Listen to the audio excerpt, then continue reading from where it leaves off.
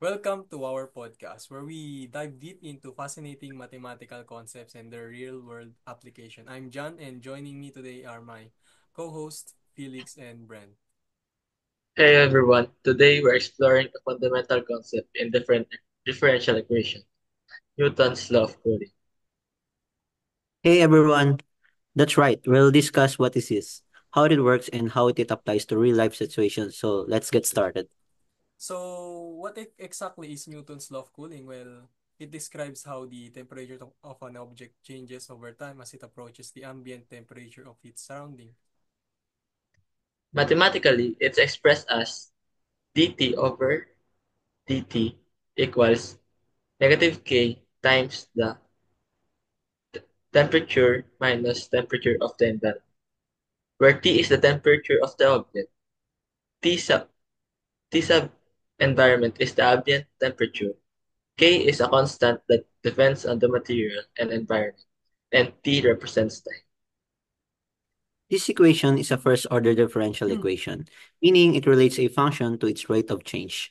By solving it, we can predict how fast an object will cool down. Exactly. To make it more relatable, think of a hot coffee. Initially, it's very hot, but over time, it cools down until it reaches room temperature. The rate at which it cools follows Newton's law of cooling. And it's not just coffee. This principle is widely used in forensic science to estimate the time of death based on body temperature. That's a great example. Investigators measures the body temperature and use the cooling equation to estimate how long ago the person passed away. We also see applications in engineering, such as designing cooling systems for machines and electronics. By understanding heat dissipation, engineers can create efficient cooling mechanisms. Now, let's briefly discuss our case study. We conducted an experiment where we observed the cooling of a heated metal rod in a controlled environment. We measured its temperature over time and compared it to our mathematical predictions. And guess what? Our data closely follow that theoretical model.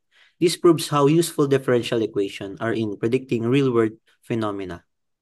That's the power of mathematics. Understanding these equations allow us to solve complex problems in various fields. That wraps up our podcast. We hope you enjoy learning about Newton's law of cooling and its real world application.